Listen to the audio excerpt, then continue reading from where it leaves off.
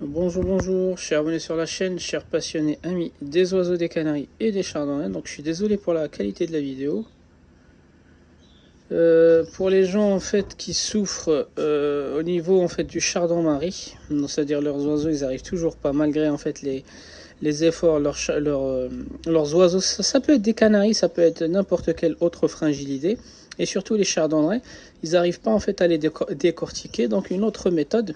Donc soit vous cassez un peu, vous mettez ça dans un moulinex pour un peu casser les graines et les présenter à vos oiseaux, et petit à petit en fait ils vont finir par les casser eux-mêmes.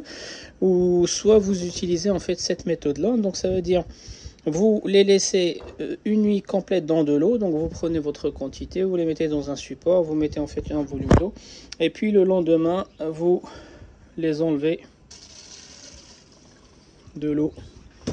Voilà, donc c'est important. Donc à chaque fois on associe les graines avec de l'eau, comme je vous expliquais. En fait c'est une opération un peu délicate. Pourquoi? Parce qu'on réveille les germes. Donc là il faut pas mal germer en fait, il faut même pas germer ces trucs là. L'idée c'est juste ramollir la coque, et la vitesse de germination en fait des graines dépend de la couche extérieure de l'enveloppe en fait de la graine. Donc les graines, plus elles ont une enveloppe dure, plus elles vont mettre du temps à germer. L'idée c'est pas de germer, c'est juste ramollir un petit peu l'enveloppe des graines pour que les chardonnays puissent en profiter. Donc il faut bien rincer, parce que si vous allez faire ça, vous allez vous rendre compte par vous-même. Une fois que vous avez laissé en fait les graines de chardon-marie dans l'eau elle va devenir très brune. C'est normal en fait, c'est la couleur de la peau qui va se désaltérer au détriment de la couleur de l'eau. Voilà, donc une fois que j'ai bien rincé, je vais bien égoutter ça. Donc c'est pour ça que j'utilise un vieux passoire qui me servait en fait pour les graines germées. Voilà, il faut bien les essorer. Après vous pouvez les mettre dans un support métallique. C'est important de mettre dans un support métallique, et je vous montrerai un peu ce qu'il faut faire. Donc une fois que vous avez fait ça, vous pouvez remettre du chardon-marie là-dedans, mettre de l'eau pour demain. Donc ça c'est la préparation du jour. Elle est restée une nuit dans l'eau. Le lendemain bien la rincer, bien l'essorer, et puis vous préparez un support métallique pour la phase suivante.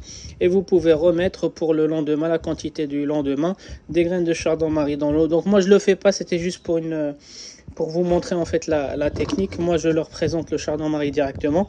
Donc voilà, donc juste pour ceux qui vont l'utiliser, vous pouvez à chaque veille, la veille, préparer une quantité de chardon-marie dans l'eau pour la présenter le lendemain, et ainsi de suite. Comme ça vous serez alimenté en chardon-marie. Surtout l'étape de bien rincer, parce que dès qu'on associe l'humidité à des graines, on réveille l'embryon. Et là l'idée c'est pas de réveiller l'embryon ni de faire germer les graines, c'est surtout de ramollir la première peau, les amis. Donc il faut bien essorer.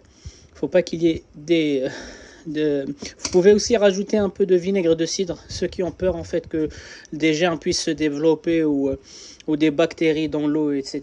Vous pouvez rajouter 1 ou 2 gouttes de vinaigre vinaigre de pomme, et puis voilà. Donc une fois bien essorée, je vais la mettre dans mon support métallique, et je vous montre ce qu'il faut faire après. À tout de suite.